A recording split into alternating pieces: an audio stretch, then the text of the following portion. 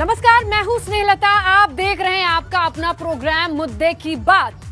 आज बात महामारी के महिषासुर की, क्योंकि कोरोना वायरस ने पूरे देश में हाहाकार मचा दिया है। मुंबई में महा अटैक तो दिल्ली में दहशत तो लखनऊ में लॉकडाउन की आहट व्यापार की कमर तोड़ने के लिए काफी है। श्रमिक लॉकडाउन लगने के डर से फिर से अपने घरों को लौटने लगे हैं। इधर सरकार के इंतजाम बद से बदतर हो रहे हैं। इंसान की जिंदगी मानो भगवान भरोसे चल रही है। खुद यूपी सरकार के एक मंत्री को एक खत लिखना पड़ा है, क्योंकि इस वक्त अस्पतालों में बेड नहीं है, एम्बुलेंस नहीं है। स्थिति इतनी खराब है कि शमशान से लगाए कब्रिस्तान तक जगह नहीं बची। ये रिपोर्ट देखिए और समझिए क्यों हम कह रहे हैं कोरोना की महामारी महिषासुर है।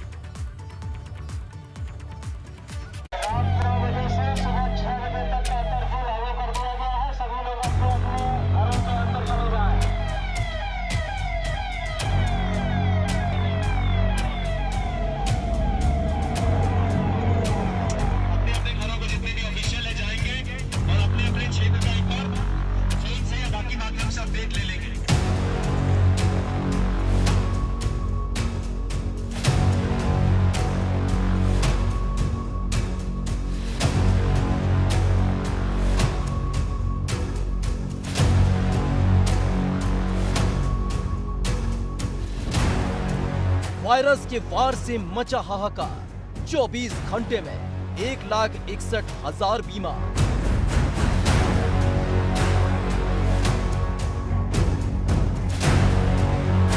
मुंबई में महा अटैक, दिल्ली में दहशत, लखनऊ में लॉकडाउन की टिक टिक।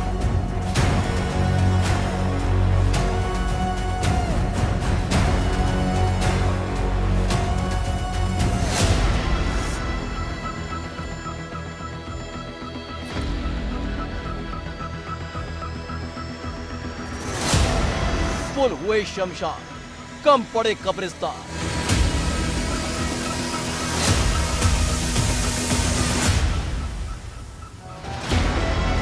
मुरादाबाद में जज की मौत से हड़का।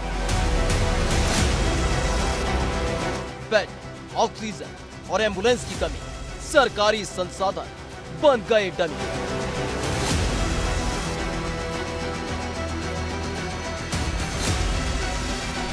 आस्था के नाम पर महामारी से मजाक।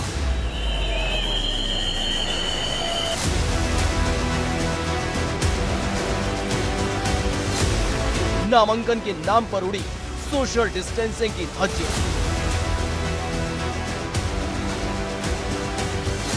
महामारी का महिषासुर। महिषासुर बना कोरोना पिछले 24 घंटे में 879 जिंदगियों को लील चुका है। प्रशासन के इंतजाम रखे रह रहे हैं, क्योंकि कोरोना की चाल के आगे तो सब बेकार साबित हो रहे हैं। लखनऊ में तो स्थिति इतनी खराब हो चुकी है कि पिछले 24 घंटे में नए केस का आंकड़ा 5000 के पार चला गया। अब लोग कह रहे हैं कि कोरोना की दूसरी लहर है या फिर कहर है। क्या ये लॉकडाउन लगाकर ही थमेगी? लेकिन यहाँ कोरोना कहर बना है, लापरवाही कहीं ना कहीं जहर है, क्योंकि इतना सब कुछ होने के बाद भी लापरवाही नहीं थम रही है।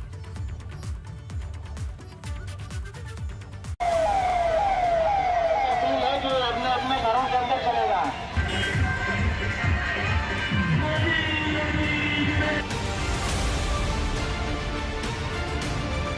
कोरोना का कहर, लापरवाही का जहर। हर घंटे 7,000 नए केस, खतरनाक हुई जिंदगी की रेस। यूपी के 28 शहरों में नाइट कर्फ्यू, लखनऊ में लॉकडाउन की आहट। बढ़ते कोरोना के बीच कम पड़ने लगे संसाधन। ये कोरोना की लहर या कहर, क्योंकि जिंदगी अब रुकने लगी है। महिषासुर बना कोरोना पिछले 24 घंटे में 879 जिंदगियां लील चुका है। प्रशासन इंतजाम पर इंतजाम कर रहा है, लेकिन कोरोना की चाल के आगे सारे इंतजाम फेल साबित हो रहे हैं। महाराष्ट्र कोरोना के विस्फोट से फटे जा रहा है, हालात संभल नहीं रहे, तो बहाने खोजे जा रहे हैं। हमारे यहाँ आज हमारा नया साल है, गुड़ी पाड़वा है। मुख्यमंत्री ने नियंत्रण लगाया है। क्या हमें क्या आनंद मिलता है, सुकून मिलता है कि हमारे त्यौहार के ऊपर इस तरह से नियंत्रण लगाए? लोग भी गुस्सा करते, लेकिन हमने किया है। ये हिम्मत है सरकार में करने की, और भी सरकार इस तरह से नियंत्रण रखेगी 1 महीने के लिए, 2 महीने के लिए, तो ज़रूर पूरे देश में कोरोना बढ़ेगा। महाराष्ट्र में इसलिए कोरोना बढ़ रहा है और राज्यों से लोग यहाँ आते हैं और वहाँ नियंत्रण नहीं है, ये सोचने की बात है। दिल्ली में दहशत मची है, हर दिन 10,000 पार के आंकड़े डरा रहे हैं। इस बार जो वेव है, बहुत हम सब जानते हैं बहुत खतरनाक वेव है। इसमें यूथ काफ़ी ज़्यादा अफेक्ट हो रहा है इस वाली वेव में, और इस वाली वेव में बच्चे भी अफेक्ट हो रहे हैं। तो सबसे पहले मैं यूथ से अपील करना चाहूँगा, युवाओं से अपील करना चाहूँगा। अभी हमारे पास जो डेटा पिछले 10-15 दिन का डेटा है वो ये दिखाता है कि 45 साल से कम उम्र के जो लोग, जो कोरोना के पेशेंट्स अभी तक आए हैं, उसमें 65% पेशेंट 45 साल से कम उम्र के हैं। कर्फ्यू लागू किया गया है, सभी लोगों से अपील है जो अपने अपने घरों के अंदर चले जाएं। उत्तर प्रदेश के 28 शहरों में लॉकडाउन लगा है, लेकिन इसके बाद भी हालात बेकाबू हो रहे हैं। पिछले 24 घंटे में नए मरीजों का आंकड़ा 18,000 के पार चला गया है, जिसमें 5,382 अकेले लखनऊ से सामने आए हैं। वहीं 85 लोगों की मौत हो चुकी है, जिसमें 18 लखनऊ के हैं। लखनऊ कोरोना का नया सेंटर बन चुका है। खुद मुख्यमंत्री योगी आदित्यनाथ लखनऊ की लगातार मॉनिटरिंग कर रहे हैं। हाई लेवल मीटिंग्स का दौर जारी है। सार्वजनिक स्थल पर कार्यक्रम के लिए क्या मानक होने चाहिए? अभी हम लॉकडाउन की तरफ नहीं जा रहे हैं। हम लोगों ने नाइट कर्फ्यू लगाया है और लॉकडाउन की तरफ जाने की आवश्यकता भी नहीं होनी चाहिए, क्योंकि हमें मानवता की जीवन को भी बचाना है और उनकी जीविका को भी बचाना है। जीवन और जीविका को बचाने के इस क्रम में जो सबसे अच्छे विकल्प हो सकते हैं, उन्हीं में राज्य सरकार ने ये व्यवस्था तैयार की है। लेकिन जहां कोरोना कहर बन गया है, वहीं लापरवाही जहर बन गई है। लापरवाही की जहर वाली ये तस्वीर कानपुर देहात की है, जहां राज्य मंत्री अजीत पाल की मौजूदगी में नामांकन के नाम पर रोड शो निकालकर आदर्श आचार संहिता की धज्जियां तो उड़ाई ही गई, महामारी का मजाक भी बना दिया। और जब पुलिस प्रशासन नियम याद दिलाने लगा तो कार्यकर्ता पुलिस से भिड़ गए। देखिए, कार्रवाई हो रही है। सभी के लिए सीओ और एसडीएम अकबरपुर को भेजा गया है मौके पर। वो जाकर सबका चेक करके कोविड प्रोटोकॉल को इन्फोर्स करा रहे हैं। यदि पाया गया तो आचार संहिता का उल्लंघन है तो बिल्कुल कार्रवाई होगी। कानपुर देहात से शुरू हुआ लापरवाही का ये जहर यही नहीं रुका, सिद्धार्थ नगर तक पहुंच गया, जहां शोहरतगढ़ ब्लॉक में पंचायत चुनाव नामांकन के पहले खुलेआम सोशल डिस्टेंसिंग की धज्जियां उड़ाई गई।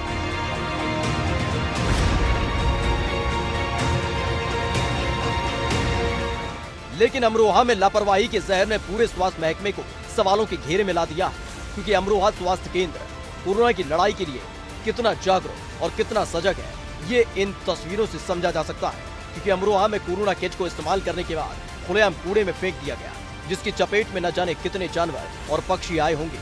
लेकिन जब एबीपी गंगा ने स्वास्थ्य विभाग से इस लापरवाही वाले जहर के बारे में पूछा तो टाल मटोल करने लगा। मैंने फोटो देखा तो मशीन नहीं है, ये एडी सिरिंज लग रही है। इसका बायोमेडिकल वेस्ट डिस्पोजल होता है।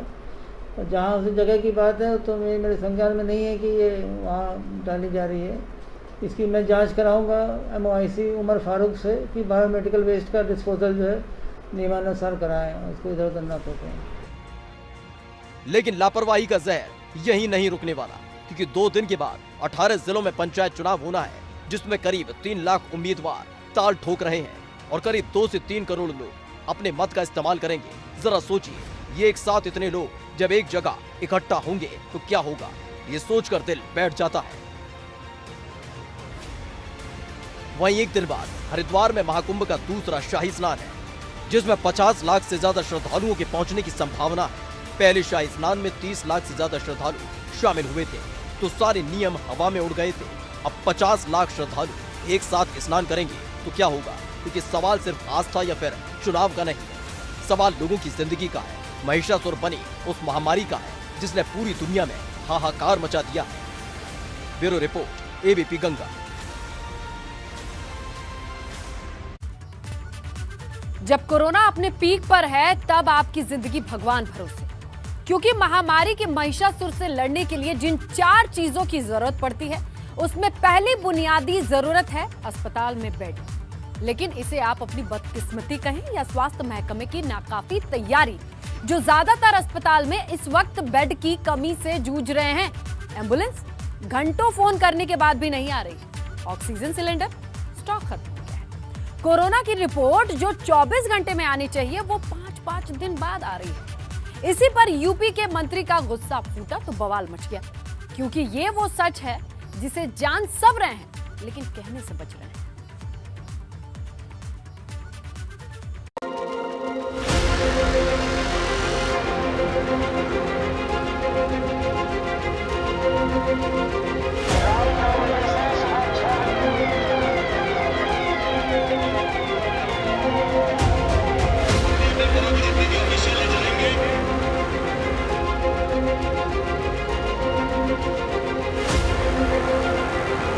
अस्पतालों में बेड की कमी, एम्बुलेंस की कमी, ऑक्सीजन की कमी, कोरोना काल में भगवान भरोसे जिंदगी, सरकारी इंतजाम देख फूटा कानून मंत्री का गुस्सा।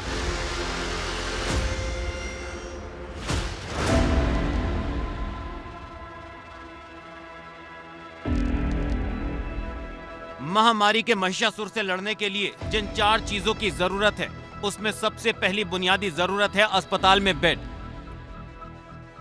लेकिन इसे आप अपनी बदकिस्मती कहें या स्वास्थ्य महकमे का निकम्मापन, क्योंकि जब कोरोना अपने सबसे पीक पर है, तब आपकी जिंदगी भगवान भरोसे है। क्योंकि गलती से अगर आपको कोरोना हो गया और आप सोच रहे हैं कि अस्पताल में जाकर इलाज करा लेंगे, तो ये आपकी भूल है। क्योंकि यूपी के ज्यादातर अस्पताल बेड की कमी से जूझ रहे हैं, जबकि यूपी में हर दिन मरीजों का आंकड़ा बढ़ रहा है। अकेले लखनऊ में नए केस हर दिन के हिसाब से 5000 के पार जा रहे हैं। लेकिन परेशानी सिर्फ बेड की किल्लत की नहीं है, मरीजों को अस्पताल ले जाने के लिए एम्बुलेंस तक नहीं है। फोन पर बुलाने पर भी एम्बुलेंस 5 से 6 घंटे के अंदर पहुंच रही है। क्या नाम है आपका सर? मेरा नाम अरविंद चौरसिया है। मैं लखनऊ वलीगंज का रहने वाला हूँ। परसों मेरी वाइफ को कोविड पॉजिटिव आया था रिपोर्ट, और आज मॉर्निंग आज करीब 1 बजे उसकी डेथ हो गई। ये आपकी वाइफ की बॉडी कहाँ है? एम्बुलेंस में है? नहीं, क्योंकि घर में डेथ हुई थी, इसलिए मैं तुरंत पहले लेके हॉस्पिटल दौड़ा। तो हॉस्पिटल में पहुंच के, हालांकि जिस हॉस्पिटल गया वहाँ बेड की अवेलेबिलिटी थी ही नहीं। फिर भी डॉक्टर साहब नीचे आए, उन्होंने चेक किया, बोले कि अब वो है नहीं। तो फिर गाड़ी से ही फिर मैं इधर ले आया। तो गाड़ी अभी कितनी देर से आप यहाँ पर हैं? मैं 3:30 बजे आ गया था और लगभग 6:30 बज रहा है। अभी यहाँ कितनी देर और लगनी है? क्या बात हुई है आपकी? अभी कुछ सीन क्लियर नहीं है। लोग मेरे लगे हुए हैं, टोकन वगैरह ले रखा है। जब अस्पताल में बेड ना हो, एम्बुलेंस की किल्लत हो, तो ऑक्सीजन की उम्मीद करना ही सबसे बड़ा गुनाह हो जाता है। मुंबई के नाला सोपारा के एक अस्पताल में ऑक्सीजन सिलेंडर की कमी से 7 कोरोना मरीजों की मौत हो गई। यह आंकड़ा भले ही मुंबई का है, लेकिन यूपी के अस्पतालों की सूरत इससे बिल्कुल भी जुदा नहीं है। क्योंकि इस महासंकट के बीच कैबिनेट मंत्री ब्रजेश पाठक ने एक चिट्ठी लिखी, जिसमें उन्होंने कहा है अगर खराब व्यवस्था पर ध्यान नहीं दिया गया तो लखनऊ में लॉकडाउन लगाना पड़ सकता है। क्योंकि प्राइवेट अस्पतालों में कोरोना की जांच बंद हो गई है। 17,000 कोविड जांच किटों की जरूरत है, लेकिन 10,000 ही मिल रही है। लोग सीएमओ को फोन कर रहे हैं, लेकिन स्वास्थ्य अधिकारी के दफ्तर में फोन नहीं उठाया जा रहा। अस्पतालों में बेड्स की संख्या तुरंत बढ़ाई जाए। कानून मंत्री ब्रजेश पाठक ने यह चिट्ठी बम ऐसे वक्त में फोड़ा है जब पूरे प्रदेश में कोरोना को लेकर हाहाकार मचा हुआ है। इंसान की जान भगवान भरोसे चल रही है। क्योंकि जब राजधानी लखनऊ में कोरोना की जांच आने में 5 से 7 दिन का वक्त लग रहा हो, तो प्रदेश के दूसरे शहरों की स्थिति कितनी खराब होगी, इसका अंदाजा आसानी से लगाया जा सकता है। क्योंकि सच ये है कि अब शमशान से लेकर कब्रिस्तान तक स्थिति आउट ऑफ कंट्रोल हो गई है। लखनऊ के ऐशबाग स्थित सबसे बड़े कब्रिस्तान में हालात इतने बुरे हो गए हैं कि जहां आमतौर पर 6 से 8 शव रोज आते थे, वहीं अब इनकी संख्या 3 गुना बढ़ गई है। सुबह से देर रात तक शवों को दफनाने का सिलसिला चल रहा है। शव बढ़ने से कब्र खोदने वालों की संख्या को भी बढ़ा दिया गया है। पहले जहां 5 से 6 लोग कब्र खोदते थे, वहीं अब 12 से 14 लोगों को लगाया गया है। शहर के सबसे बड़े ऐशबाग कब्रिस्तान में खड़े हैं, जहां पर शवों के आने का सिलसिला लगातार जारी है। और चिंताजनक बात यह है कि 1 अप्रैल से आज 13 अप्रैल तक इस कब्रिस्तान में 230 शव आ चुके हैं। 230 शवों का जो दफनाने का प्रक्रिया होती है, जो रीति रिवाज होते हैं, वो किए जा रहे हैं। एक औसतन पहले कितने शव आते थे यहाँ पर? औसतन पहले 6-7 का औसतन था, जो कि 1 अप्रैल से बढ़कर 3 गुना हो गई है। अभी कल कितने शव आए हैं यहाँ? कल यहाँ कुल 36 शव आए। आज कितने आ चुके हैं अभी तक? इतने टाइम तक 19 हो चुके हैं। 19 ये शाम तक बढ़ने की पूरी संभावना तक आगे बढ़ने की और ज्यादा वो है, उम्मीद है कि बढ़ ही गई। लेकिन सोचिए, जब स्थिति इतनी विकराल हो और जान बचाने का सवाल हो, तब कोई वैक्सीन को धर्म के चश्मे से देखे तो बात गंभीर हो जाती है। क्योंकि रमजान के पाक महीने में कोरोना वैक्सीन को लेकर मुस्लिम समुदाय में रोजे के दौरान वैक्सीन लगवाने पर संशय बना हुआ है।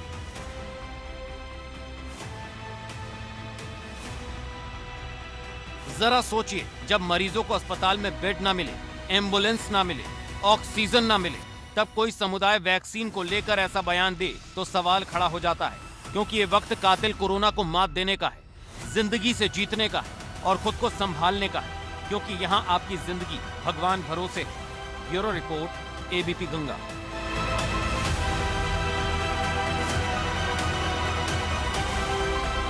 जिंदगी मुश्किल दौर से गुजर रही है, क्योंकि कोरोना का ये वायरस कब किसे अपनी चपेट में ले ले ये कोई नहीं जानता, और कब किसके जान पर बनाए ये भी नहीं किसी को पता। लेकिन अब महामारी के महिषासुर का असर कामकाज पर पड़ने लगा है। लोगों में कोरोना के साथ साथ लॉकडाउन का खौफ उन्हें सताने लगा है, जिसकी वजह से श्रमिकों की घर वापसी भी शुरू हो गई है।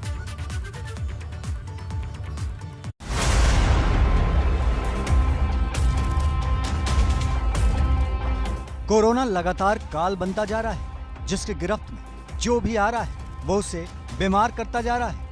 ये न जात देखता है, न मजहब, न ऊंच न नीच। मुख्यमंत्री योगी आदित्यनाथ के मुख्य सचिव को कोरोना हो गया है। सीएम योगी ने खुद को आइसोलेट कर लिया है। जो लोग महामारी के इस दौर में लापरवाह बने हुए हैं, सोचना चाहिए कि इस वायरस ने उन लोगों को अपनी गिरफ्त में लिया जिनके पास सुविधाओं की कोई कमी नहीं है। मुरादाबाद में जज की मौत हो गई, वहीं गाजियाबाद में भी मौत का आंकड़ा हर दिन डरा रहा है। गाजियाबाद में कोरोना मरीजों की संख्या पहुंची 1000 से पार। एक्टिव केस इस समय गाजियाबाद में 1047 है। गाजियाबाद में जो आज का आंकड़ा आया है वह 193 है, और वह अगर वहीं कल की बात करें तो गाजियाबाद में कल 187 आंकड़े आए थे। अब जो एक्टिव केस हैं गाजियाबाद में वह 1047 है। अगर यहाँ के लोगों की बात करें तो कुछ लोग मास्क में नजर आते हैं, लेकिन कुछ लोग अभी भी लापरवाह जो लोग हैं वे देखे जाते हैं, बिना मास्क के घूमते देखे जा सकते हैं। बात करते हैं, ये बताइए मास्क कहाँ आपका? मास्क कहाँ? मास्क जेब में रखने के लिए नहीं है। देखिए, अगर हम लोगों की बात करें तो बहुत सारे ऐसे लोग मिल जाते हैं जो बिना मास्क के घूमते मिल जाते हैं। तो अगर गाजियाबाद के आंकड़ों की बात करें तो गाजियाबाद में इस समय आंकड़ा डरा रहा है। और अब महामारी का असर कामकाज पर पड़ने लगा है। लोगों में कोरोना के साथ साथ लॉकडाउन का खौफ सताने लगा है, जिसकी वजह से श्रमिकों की घर वापसी शुरू हो गई है। दिल्ली, मुंबई, गुजरात और केरल से श्रमिक बड़ी संख्या में अपने घरों को लौट रहे हैं। वहीं आगरा में भी बस स्टैंड पर इसका असर देखने को मिल रहा है। कोरोना के मद्देनजर पूरे देश में हाहाकार है। अगर उत्तर प्रदेश की बात की जाए तो आज 18,000 से ज़्यादा केसेस आए हैं, और ऐसे में ISBT आगरा वो जगह है जहां पूरे देश से, तमाम राज्यों से यात्री पहुंचते हैं और यहां से आवागमन होता है। आप तो अभी लगा लिया मास्क? नहीं, आप ऐसा था, गाड़ी से उतर के मतलब हाथ पैर धोने के लिए जाएंगे तो उस समय मतलब इसलिए हटा दिया था मास्क। इतनी ज़्यादा गंभीर है, हॉस्पिटल फुल हैं, ऑक्सीजन मिल नहीं रही, शमशान घाट में जगह नहीं है। आपको लग रहा है कि थोड़ी सी लापरवाही भारी पड़ने वाली है? नहीं, लापरवाही नहीं करना है। लापरवाही नहीं, हम लोग लापरवाही करेंगे। हम लोग लापरवाही नहीं करते और ना करेंगे। विभाग की तरफ से, डिपार्टमेंट की तरफ से क्या क्या सुविधा? डिपार्टमेंट की तरफ से हमें पूरी सुविधा दी जा रही है। डिपार्टमेंट हमें मास्क, सैनिटाइजर वगैरह सब दे रहा है। जहां श्रमिक घर लौट रहे हैं, वहीं कोरोना की महामारी और सरकार की तरफ से जारी की गई नई गाइडलाइन का असर होटल, रेस्टोरेंट और कारोबारियों पर पड़ रहा है। मसूरी में पीक सीजन होने के बावजूद होटलों में बुकिंग 10% के आसपास रह गई है। बहुत फर्क पड़ गया भैया। सुबह से यहाँ कोई कस्टमर नहीं आ रहे हैं। सैटरडे संडे को तो बहुत भीड़ होती थी, अभी नहीं है जो होनी चाहिए थी। कम से कम गाड़ियाँ सारी वापस जा रही है बॉर्डर से। इससे बेहतर तो लॉकडाउन रहता तो अच्छा रहता, कम से कम घर में ही बैठ जाते। जब यहाँ कुछ नहीं होना है तो उससे बेहतर घर में ही ठीक है। हम लोगों ने एक मैगी और एक चाय बेची है। मतलब कोरोना जिंदगी के लिए तो काल बन ही रहा, व्यापार के लिए भी महिषासुर बन गया है। Bureau report, ABP Ganga.